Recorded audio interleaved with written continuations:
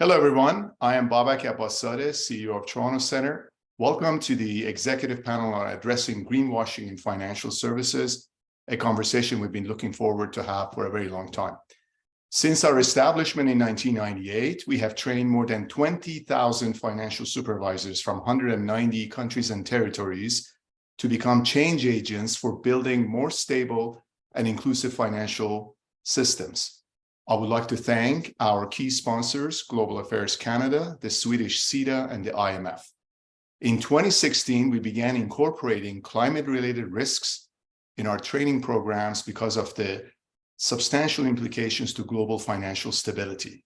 We are pleased to be a capacity-building partner of the Network for Greening the Financial System. Greenwashing distorts information that investors might require in order to make informed investment decisions. For example, let's be honest, despite the popularity of ESG investing, how much do you and I really know about the climate impact of the companies in which we invest for our retirement or for our children's education? Greenwashing erodes investor confidence in the market for sustainability-related products, deprives developing countries of blended finance investments for sustainable infrastructure, and poses a threat to a fair and efficient financial system. There's much work underway to develop and enforce consistent international standards and practices across the industry. Standard setters and financial supervisors are key stakeholders and must continue to work together to avoid greenwashing when industry promotes sustainability-related products. Today, our distinguished panelists will discuss how to address these challenges. They are our good friend Martin Moloney, Secretary General of IOSCO, Michael Jantzi, member of the International Sustainability Standards Board, Carol Paradine, Chief Executive Officer of the Canadian Public Accountability Board, Andres Vinelli, Chief Economist of the CFA Institute. And our moderator is Bill Coen, Chair of the IFRS Advisory Council, and lucky for us, a Toronto Centre board member. I would like to thank Toronto Centre's team for working hard in organizing this webinar. You have received the bios of our speakers and moderator. Let's begin. Bill, over to you. Thank you, Babak, and thank you for asking me to moderate this session. I come at green finance and greenwashing from different perspectives. My role in my former role as Secretary General of the Basel Committee, this was a sort of unfinished business when I left Basel. We were working, we were thinking about climate risk, but let's face it, the biggest, and Babak, you pointed to this, one of the biggest problems right now is lack of data, lack of taxonomy. So coming from it, different perspectives. It was my regulatory background, but also since I've semi-retired, I'm on the board of a global systemically important bank, and I know firsthand the importance of disclosure reporting from the bank's perspective. I do work for a Japanese global systemically important bank as well, and similarly, this occupies quite a bit of time in the boardroom. And Babak, as you mentioned, I also chair the advisory council for the IFRS Foundation. I've been really, it's almost startling how quickly progress has been made in establishing the International Sustainability Standards Board, but actually producing work. And that's a good segue into, Michael, if I could start with you.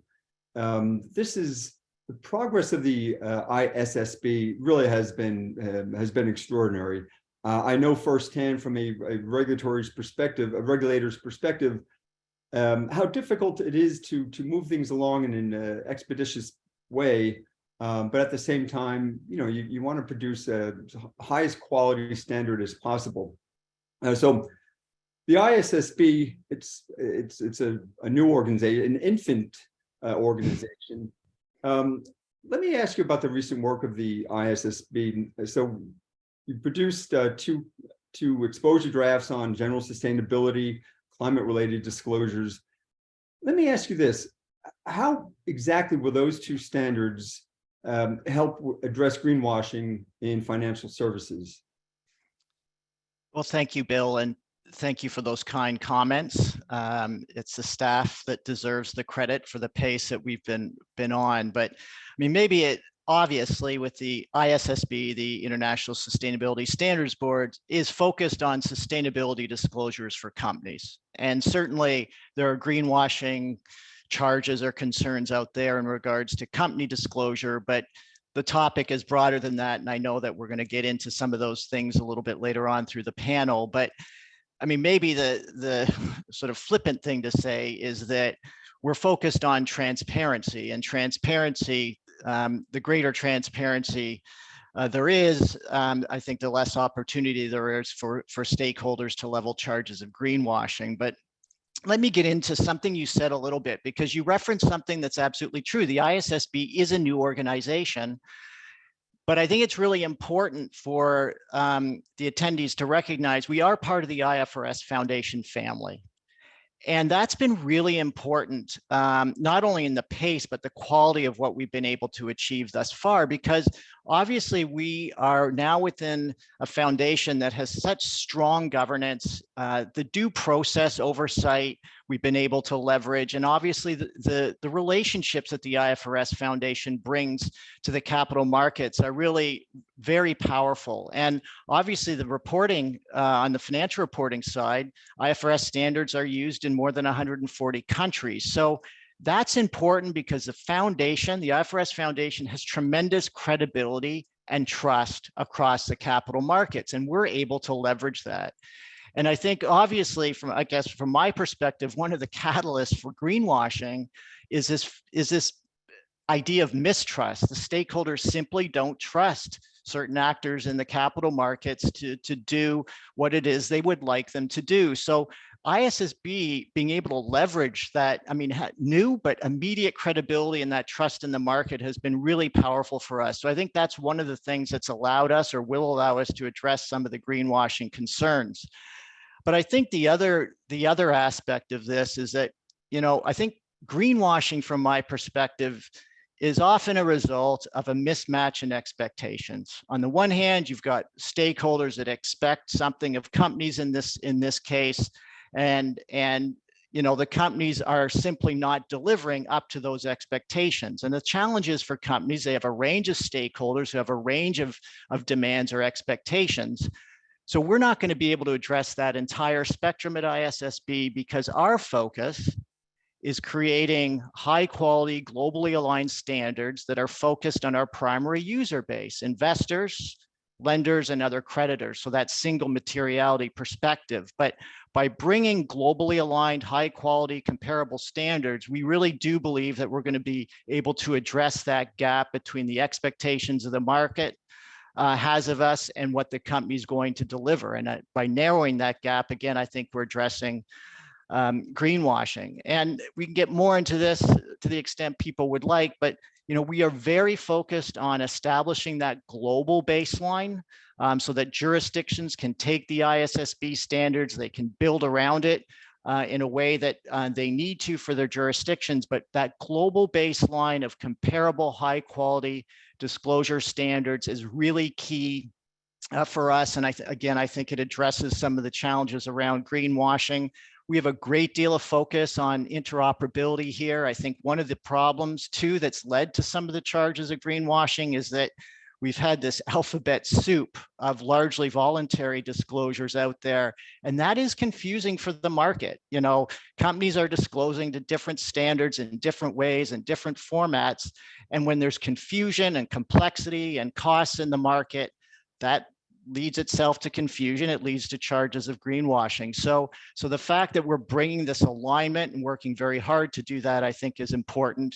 And last but not least, I would argue that today sustainability disclosure is not a nice to have anymore for capital markets. This is a need to have. Investors, you know, lenders and other creditors need sustainability data to inform their decisions, to position them for success over the long term.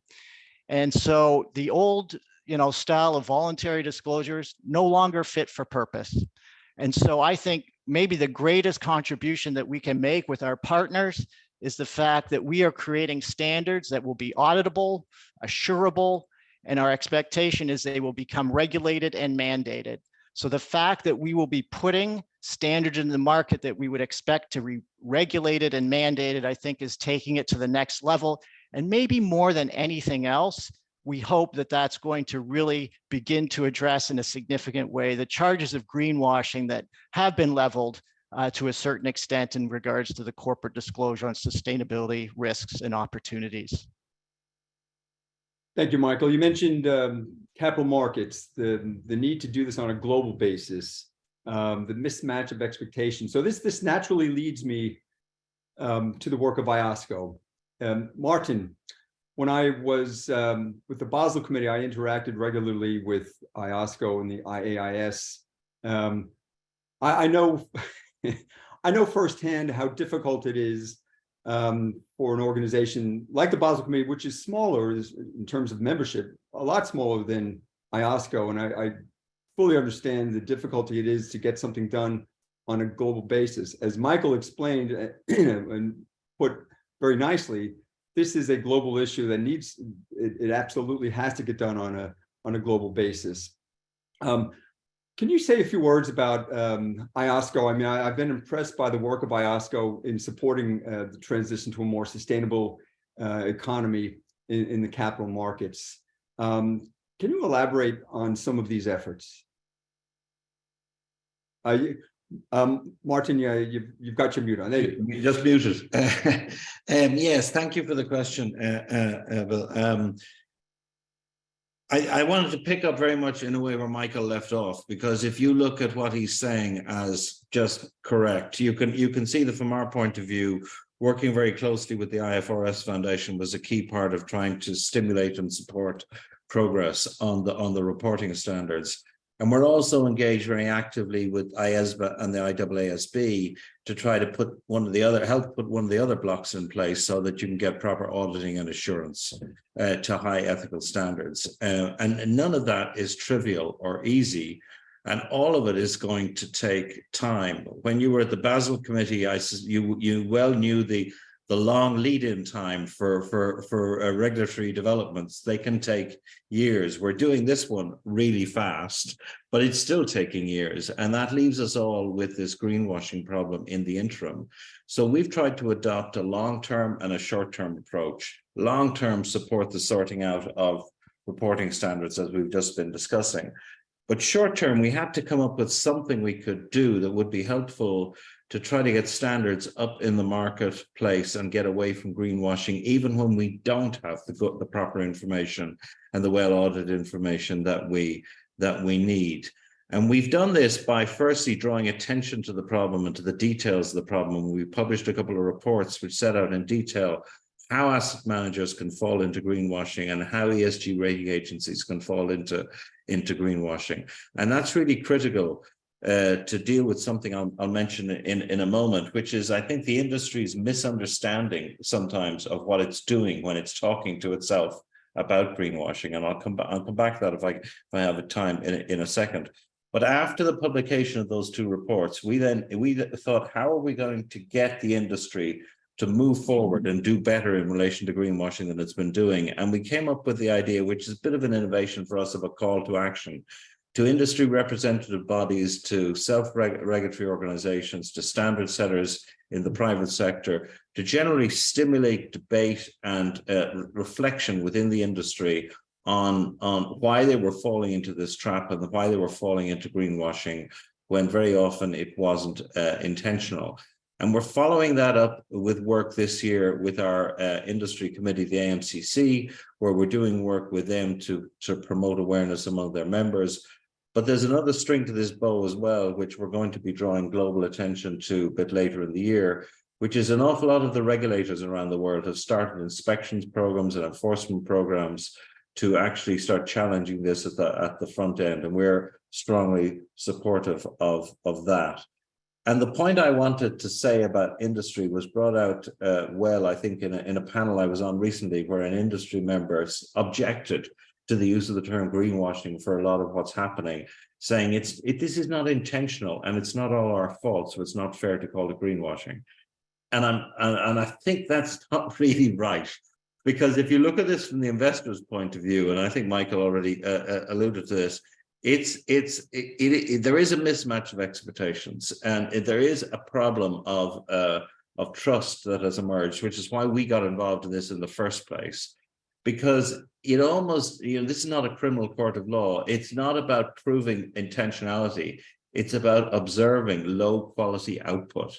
And we've seen low quality output put in terms of ratings, and we've seen low quality output in terms of the selection and design of portfolios for investors. And how that happens within the firm is somewhat secondary, interesting, of course, but somewhat secondary to the fundamental problem investors face in the market if the quality of the materials and services they're getting is low. And for me, that's what I mean about greenwashing. And very often the debate we have to have with industry is about getting them to accept responsibility for that large area of activity, which is in between, on the one hand, intentional deceit, and on the other hand, getting it right. But in between those two, you've got a large spectrum of possible activities where you end up getting it wrong for a wide variety of reasons. And in my book, that's all greenwashing. Yeah. Thanks, Martin. Carol, I'm going to move to you next, because we heard from Michael, and Martin has echoed topics like assurance and auditability. Carol, as the head of the Canadian Public Accountability Board, so you're responsible for overseeing public accounting firms that audit Canadian reporting issuers. Tell us a bit about CPAB's role on ESG and fraud, and how do you see greenwashing in that regard? Yes, thank you. Fascinating discussion so far, and I think it links in a lot between the discussion on fraud that we've had for a number of years.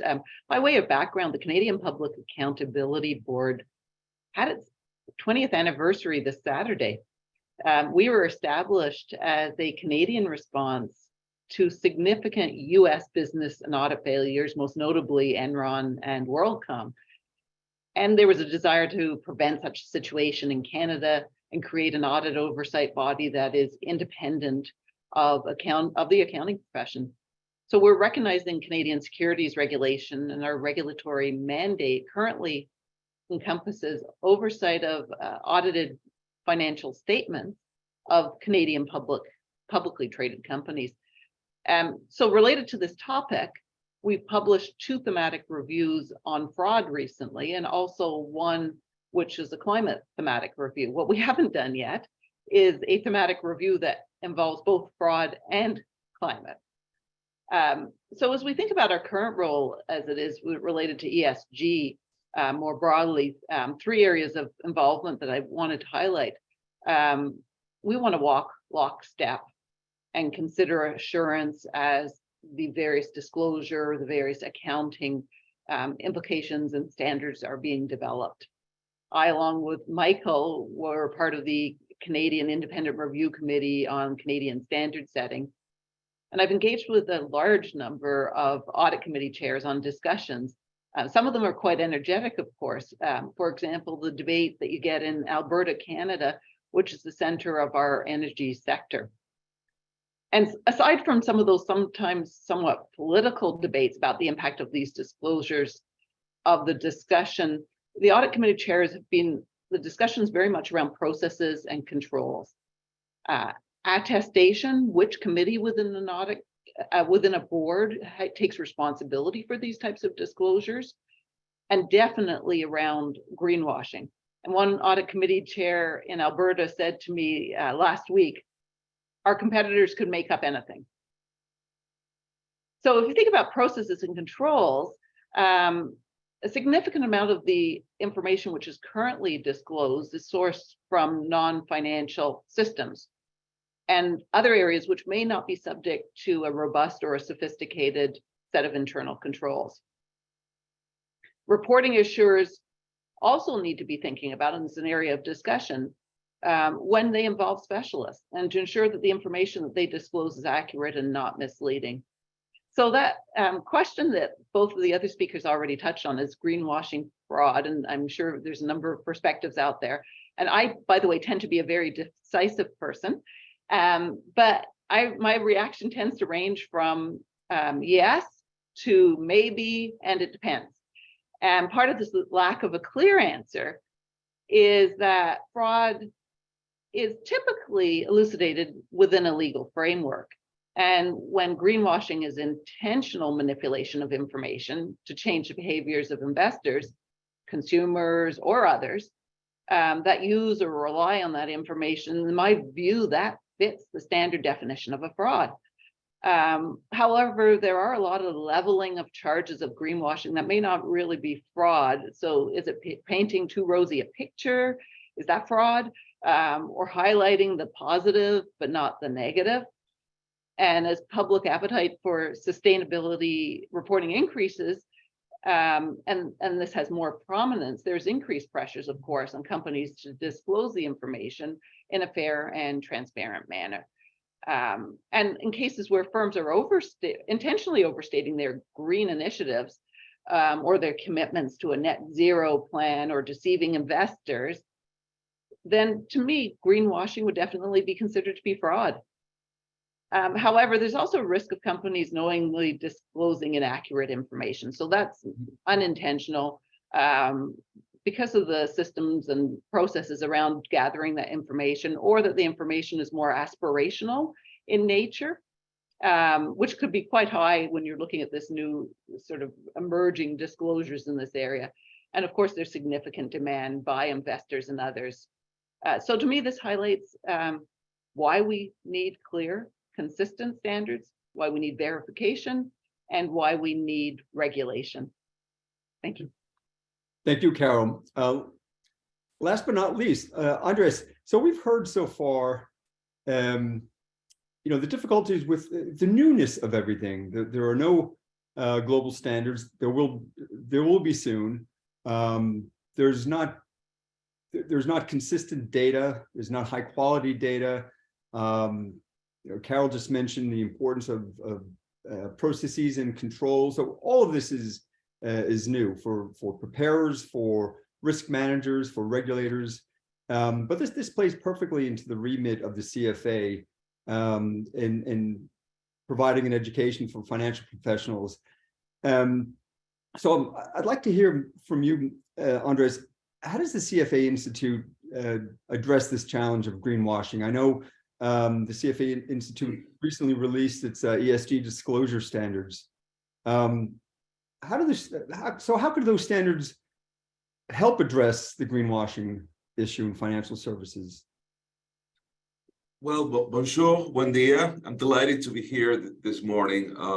We at CFA Institute are doing several things in this area. As you mentioned, Bill, we have the voluntary disclosure standards, but we also do quite a bit of training and research and policy engagement.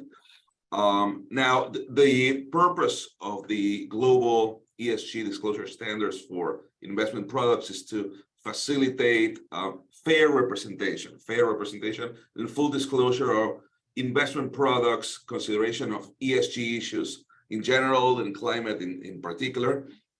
When those products are fairly represented and fully disclosed, investors, consultants, advisors, distributors can better understand, evaluate, and compare investment products. So the potential for greenwashing greatly diminishes. And we offer a number of tools and resources that anyone can find online to streamline the implementation. But a crucial aspect of this conversation, I think, is the issue of human capital that truly understands and can be helpful in this matter. So what we do is we also train practitioners. We have an ESG certificate, a course on climate investing, and the newly revamped CFA curriculum gets more and more into this topic. So over time, we think that we are raising the bar, but as Marty said, many of these things take a lot of time. One other thing that we're doing, Bill, is to do actual research on greenwashing, and I'm hoping that by the end of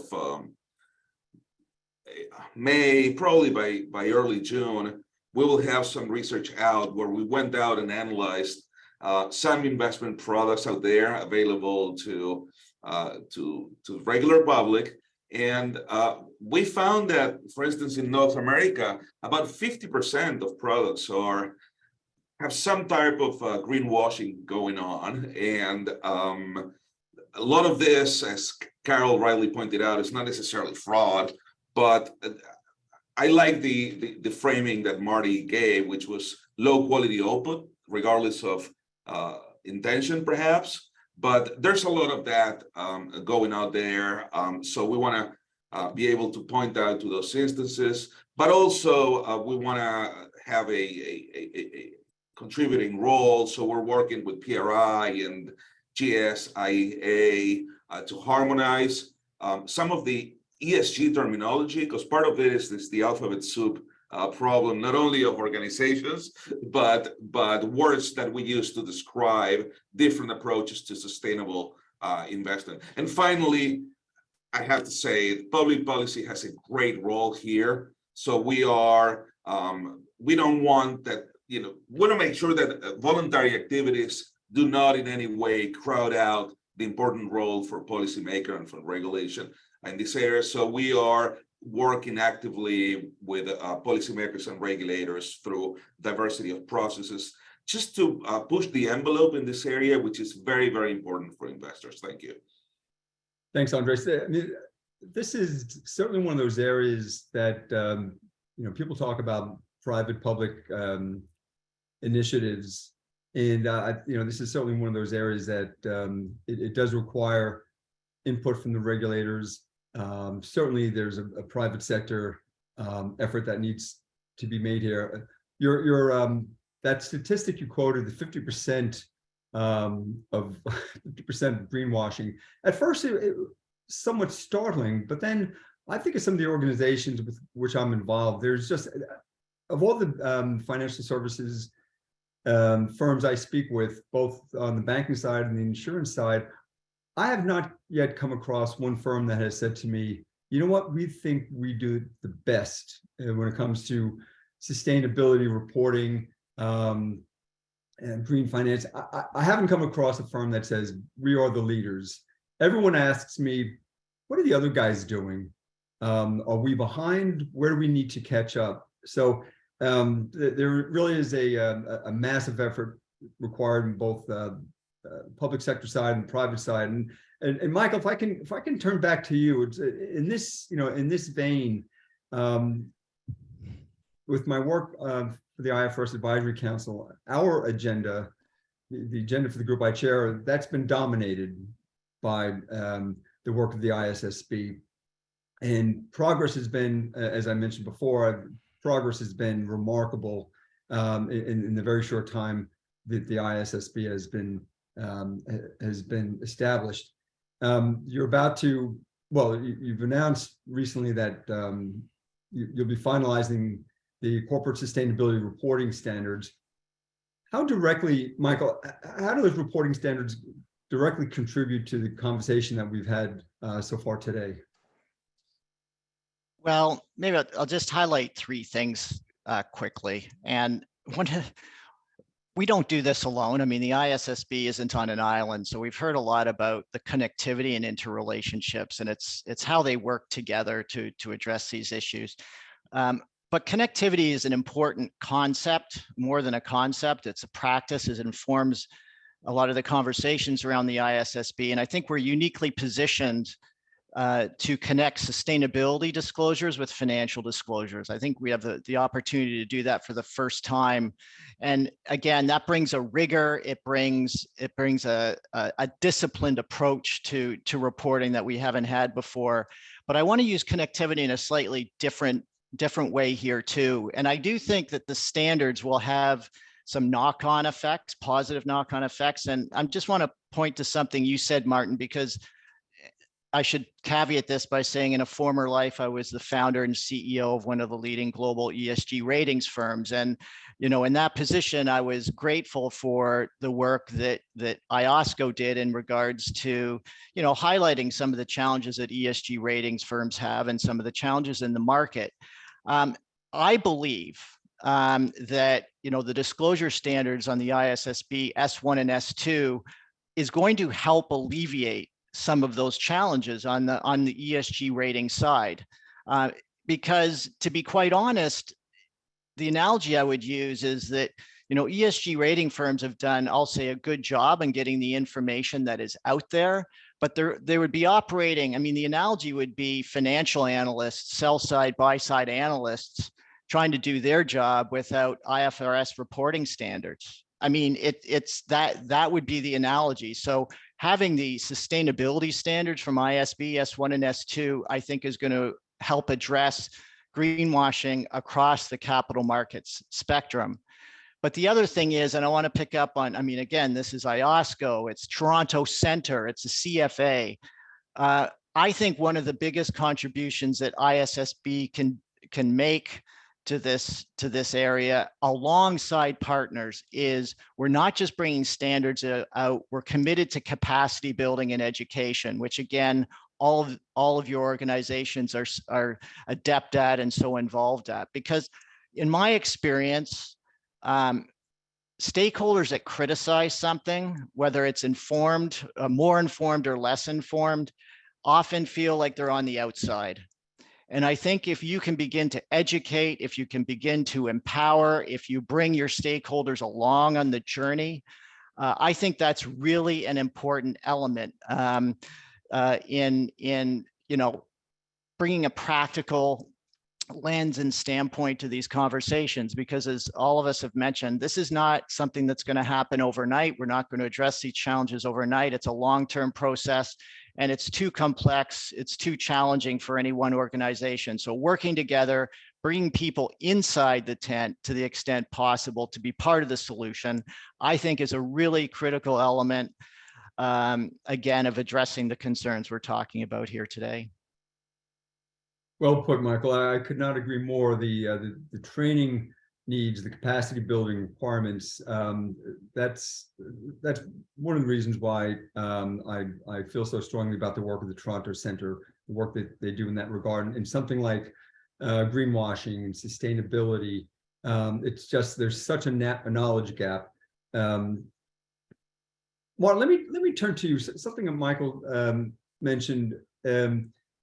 So we're about to see, and I think, Michael, correct me if I'm wrong, another couple of months, the publication of the finalized standards.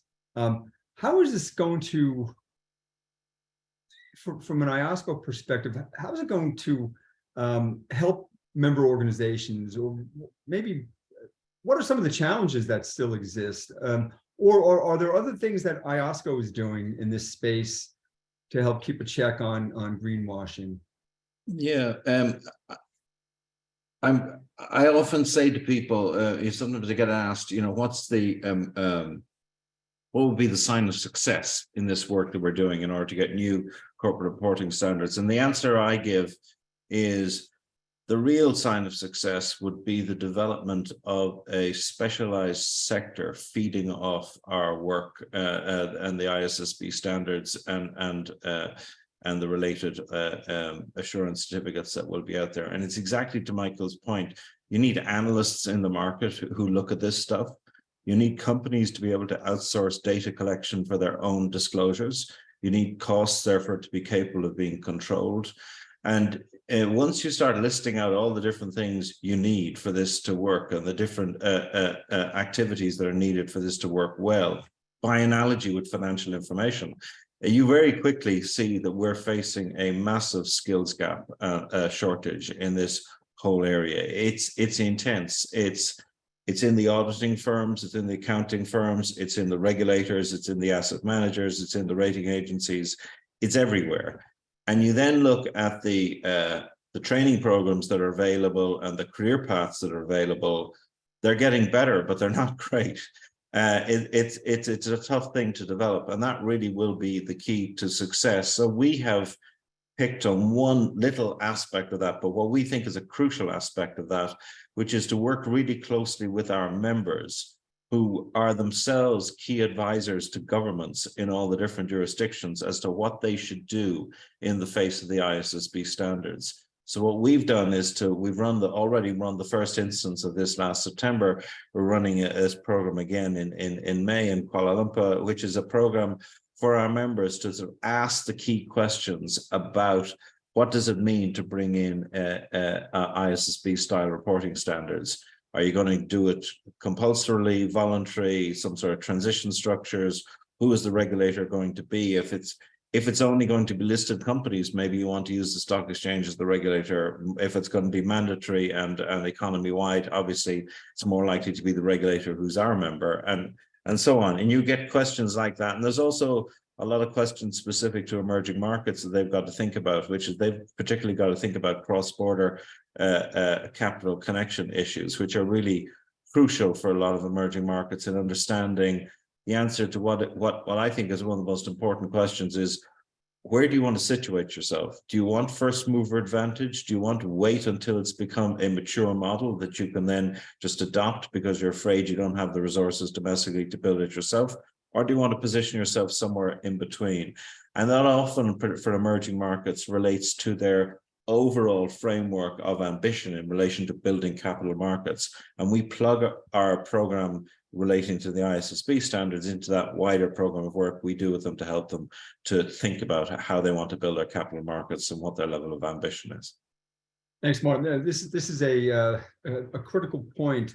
So it's one thing to develop a global standard, but it's quite another to implement it, adopt it at the national level. And then even at the national level, there are special considerations for, you mentioned emerging markets, but there are others. And again, this points to the knowledge gap and the difficulty of getting these standards in place and in practice. By the way, I'm conscious of time. We've got a good size participation in today's webinar. I'd like to leave a few minutes at the end to hear some questions from our guests. But before I do, Carol, I do have another question for you. On this theme of this information gap, this knowledge gap, I know CPAB has recently conducted a climate thematic review. Can you share the results of that review? What was that about? What were some of the highlights? Yeah, no, absolutely. So our review was focused on understanding how financial statement auditors are evaluating the impact of climate-related risks in their financial statement audits. So we looked at 66 audit files that were already part of our selection for inspection in our regular regulatory work. And it was across a variety of industries. And included in that was interviews with the big 4 Canadian audit firms, and for those within the firms that were responsible for the delivery of training and guidance in this area. And really what we wanted to do was get a sense of the current state of climate matters, how it was assessed in regular financial statement audits now using existing standards. So, for example, where that would be of particular relevance are things like asset impairments, how that's impacted by climate change. Asset retirement obligations always has had an implication in it, risk disclosures, going concern assessments. So our observation, very high level from this thematic review, was each of the 4 largest firms in Canada had specific guidance and training material to support the auditors in considering the impact of climate-related risks. The quality of the resources did vary across the firms. There was a range of guidance, of training available, but in many cases, the firms, and this was 2022, were in early stages of developing their approach. In most of the files that we inspected, we noted no change to the audit approach to respond to the climate-related risks. So they had guidance and some level of training. It wasn't showing up yet in the audit files, in most of the files. And when they were being considered, when the climate-related risks were being considered by auditors as part of their assessment, the extent and the quality of the work of how that was brought into the audit were actually varied significantly. So what we've done with this is we've met with the firms, we've provided them individualized feedback, and encouraging them to proactively prepare their teams to consider and address climate-related risks in the audits and increase their level of monitoring of how the work is being performed in this area. Interesting, Carol, thank you. There are so many players in this space, and as a former regulator, sometimes people are surprised to hear me say that a private sector solution is often the best solution. Not in this case, though. I do think that this is a case where we do have to have a maybe some momentum that's started by the official sector, regulators, standard setters, auditors, audit overseers, shall I say. Andres, before I open it up to our audience, I do have a final question for you. So on this panel, you've got the unique perspective of got Michael, Martin, and Carol, who are I guess you could say that group of the official sector. From your perspective, what would you ask of the official sector, policymakers, standard setters, regulators, supervisory authorities? What's needed from the official sector to address greenwashing practices in the financial sector? Well, Bill, first I want to say that I feel that we're at the beginning of a virtuous cycle, and that we are on the right track in the sense that we are actually addressing these emerging risks and opportunities. The question is then, how do we keep the momentum? And I feel there's two things that we can do, and we're collectively, I think, on the process, but we need to really focus. The first one is increasing the rigor of what we're doing, and the second one to be more general in both the language that we use, rigor and generality, also in the standards, and hopefully in a way that is harmonized around the world, because this is a global problem. We all think that our jurisdictions are somehow special. In this issue, I don't think they are most times. So what does it mean to be more rigorous in this and more general? Exactly. So I would say in two ways. On the issuer side, of course, we want clear disclosures. So three things, right? Science-based, harmonized around the world, and with assurance built in. I feel strongly about this. I'm a former assurance regulator. And if a CEO is out there talking a good game, I want to make sure, as Carol was mentioning, that the right assets are impaired. They have to be impaired in order to have some correspondence between words, disclosures, and financial disclosures in particular. Are the amortization schedules adjusting to that reality that management is actively talking about? Those kinds of questions. So how about generality? I would say generality not only in terms of comparing standards across countries and continents, I guess, these days, but also including across different asset classes. And this is not just equities and fixed income, but also private investments. I mean, we live in a world where a lot of money is being allocated to private assets. We want to make sure that private equity, venture capital, private credit, hedge funds, they're also engaged in this process. So there's a level playing field for all asset classes. So I think that we need to elevate that conversation. Now on the financial intermediaries section we care so much about, I think that there's a need to be very clear about how firms incorporate risks and opportunities in the investment process. We have the mandate.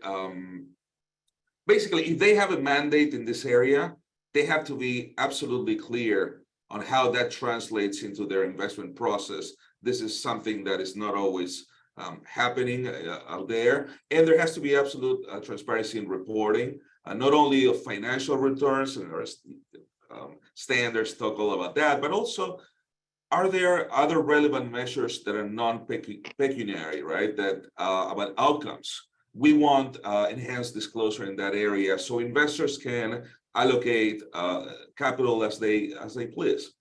All of this will help because the industry will build better databases. The auditors will be able to press for better disclosures. Analysts will sharpen the questions about greenwashing in their conference calls. Science will improve. Then the regulators, for instance, banking regulators, will have better data to put into their models so they can assess whether this is a material risk or not, or there systemic implications. And at the end of the day, this will help shrink the gap between hype and actual reality out there. Excellent, Andres. Thank you very much. Okay, my fellow panelists, we've got a bunch of really good questions. Let me pick some of these, and I'm afraid with 15 minutes left, we may not be able to answer all of them, but we will endeavor to answer them in writing, the ones that we can get to. First one, for me, is a really important one, and this is, it's the conundrum of a standard-setting body. We want to, particularly on an important topic like greenwashing and sustainability, want to develop a standard as quickly as possible, yet at the same time, you have to do it in a high quality way, in a transparent, inclusive way, capture all the views of the very many stakeholders. Michael, I'm going to direct this question to you, but I invite Martin, Carol, and Andres to weigh in if they wish. This is a question about coordination. Arvind Bakel writes, the Sustainability Accounting Standards Board, SASB, had a head start on sustainability standards. How has the ISSB coordinated its work with SASB so that there is congruence with international and US standards? I mean, at the end of the day, once the standards are published or finalized, the goal is as wide adoption as possible. And so there's got to be buy-in from all the different stakeholders. Michael, what do you think about the coordination with SASB? Well, I think it's a great thing. And in fact, for the ISSB, part of the reason we were able to go at a good pace is because we didn't start from scratch. We were leveraging the good work of other standards and so on that have been out there for a long time at a great deal of credibility, including SASB. So in fact, and I say this as a proud former board director of SASB, which then became the Value Reporting Foundation, the SASB and the industry, the SASB standards are now part of the IFRS Foundation family. So the IFRS Foundation, or the ISSB, acquired the Value Reporting Foundation, which was not only the SASB standards, but the integrated reporting and integrated thinking side as well. Also acquired the Climate Disclosure Standards Board. So this was part of the effort on behalf of the foundation and the ISSB not to contribute to more alphabet soup or this greater hodgepodge, which was the beginning of the alignment. So, the Task Force on Climate-Related Financial Disclosures is a central component of our standards, both S2, which is climate first, but not climate only. It's also an integral part of S1, which is the general sustainability disclosures. But SASB is a central component of our disclosures because that industry-based disclosure is so critical for our primary user base. Investors, creditors, lenders really want that industry-specific understanding on the disclosure side. So couldn't agree with you more. And SASB is a great example because it's part of the family. Thank you, Michael. Let me thank all of the participants in this webinar for some excellent questions. I see one that's of particular interest to me, and then it's the question of what's the board's role in the oversight of greenwashing, short and longer term. Let me open it to the panelists, because we really haven't touched on so much the role of the board, which, as we're seeing with a lot of the financial system stress in the last month or so with a couple of bank failures, the the role of the board is critical, and just more examples of why it's so important to have an engaged, effective board. Anyone like to weigh in on the role of the board when it comes to greenwashing?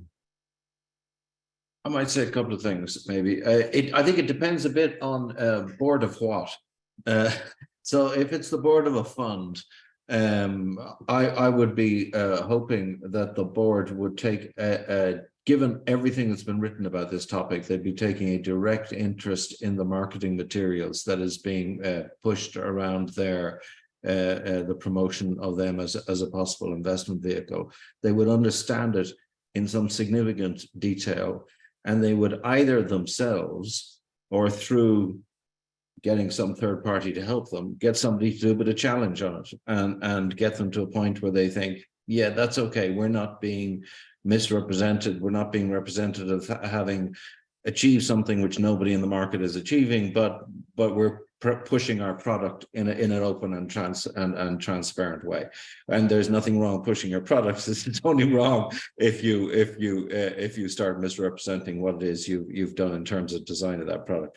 When you look at the point from the point of view of an asset manager, particularly a large asset manager, I think if you ask yourselves why this greenwashing has occurred when it has not been intentional fraud, let's say, you come back to culture again and again as the main issue. And in many asset management firms, there are different parts of the organization which have different cultural weight, and boards get to assign the weight to the different elements of their organization. And you're inevitably going to have a bit of a tug of war within an organization when they face investor demand, as they have faced in the recent past. And in the end, it's for the board to intrude sufficiently that it sends the right cultural messages right throughout that asset management firm. And the same sort of argument could apply in relation to some of the larger rating agencies as well, in order so that the right people, if I can say it this way, win those culture wars internally in order to get that organization into a healthy position, rather than one where they're covering things up or just not explaining exactly to investors what's on offer. Good. Thank you, Martin. Bill, can I just add something too in the role of the board, and couldn't agree more with respect to what Martin said. From a corporate perspective, again, governance is just so critical to understand for our primary user base. And that was one of the reasons we adopted I would call it the architecture of TCFD, the climate related financial disclosures. It's really core content. That's what we call it for both our general sustainability disclosures and our climate disclosures, that framework of governance, strategy, risk, metrics, and targets. And so we have a great deal of focus on disclosure around the board's role and that governance role. We're not being prescriptive, but investors, our primary users, have said unequivocally, it came back very strongly through our consultation process, that understanding the governance of companies and how they're identifying and managing these risks and opportunities was really critical. And it even sort of, I think, lends itself to the questions about ecological illiteracy. And that is a broad issue, but there are certainly from a primary user base, they want to know the extent to which the board as a whole and individual directors have the skills and the capacity and the understanding to deal with these issues more broadly. So that is one element of the disclosures you're going to see from the ISSB, is companies needing to disclose the extent to which their directors, the board directors, are charged with that oversight, have the appropriate skills and capabilities to deal with these issues. So again, not prescriptive, but it's the information then that our primary users can leverage and can use to make their own evaluations in regards to how they wish to allocate capital. You know, if I may, one of the issues, Michael, you mentioned the issue of literacy in this area and human capital by extension. But I would say that there's a lot of that, but also that it's a matter of just greater focus and analysis. For instance, we are finding that many funds do not disclose that a new fund that is on sustainability matters It's been actually an old fund that's been repurposed into good, which is fine and dandy if you actually talk about it, right, and disclose to the public and all that. So that is not about literacy. This is about having a tighter set of governance and oversight, and the board has a role in there. The other area is what I think Marty was mentioning rightly, which is the different cast of characters that you need in order to get this. It's not just one part of the investment firm. Another area of important inconsistency that we're finding is in the area of voting the shares, right? And again, this is about bringing people who are like literally different people in most firms, right? Saying, well, now this fund has this mandate, and that means not only security selection, constructing a portfolio, but also how do you engage with management, how do you vote those shares and all that. And that's literally a different set of characters in there. Thank you, Andres. This is so. Several of you have used the expression ecological illiteracy. Let me thank one of our participants, Lynn Johansson, who's provided some really thought-provoking questions. She mentioned greenwashing. The root cause of greenwashing is ecological illiteracy. If our focus, the official sector response, is better sustainability reporting, what's the opinion of the panelists? Will this actually help address that root, the root cause of greenwashing, which Lynn contends is ecological illiteracy? Are there other, I talked before about training, the importance of training, capacity building. Are these efforts that are required in addition to better reporting of, better disclosure of green finance and sustainability?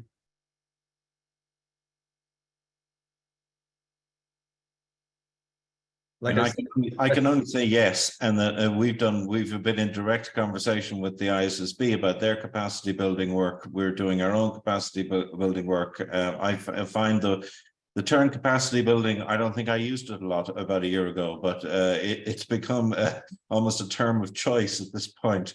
We're all trying to get ourselves into a space where we can start to engage with some of these issues. It wasn't too long ago where people were scratching their heads on, and perhaps many of them even at COP sessions, as to what Scope 3 emissions were, we've now moved beyond that, but we all have a very long way to go.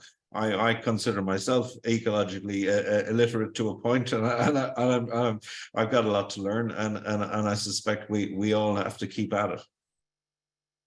Well put, Martin.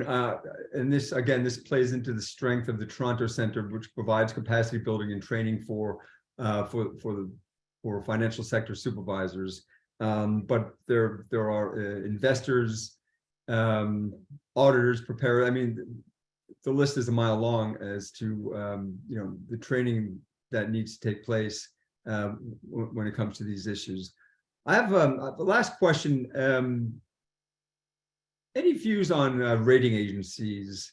What should be the role of a rating agency in addressing greenwashing, or is there a role?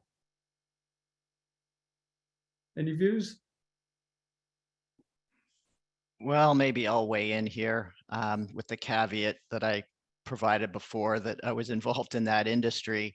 But I mean, ratings agencies, like any other provider of information across the capital markets, has a responsibility to ensure that the processes that they have in place to, provide that rating at the end of the day, or provide their insights, is that methodology is transparent, that methodology is robust, and that they, can be held accountable in regard for, the information they're putting into the market.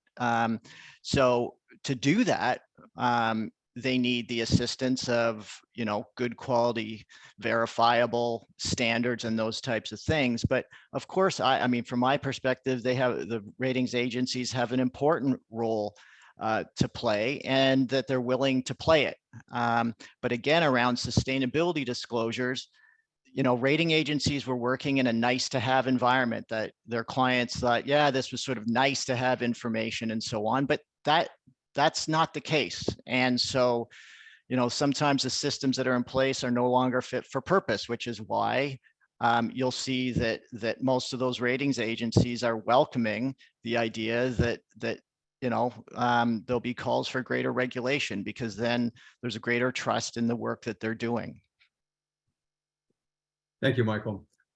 Friends, I see we have come to the end of this webinar. All that's left for me to do is to thank Michael, Martin, Carol, and Andres for your time, your expertise, and your views on this quickly evolving topic. It's only been, you know, we're several years into this, but in the you know, in terms of risks and risk management and risk reporting, we are really at the infancy of this really interesting and important topic. Let me thank you again for your time today. Let me thank the audience and everyone who joined us for today's webinar.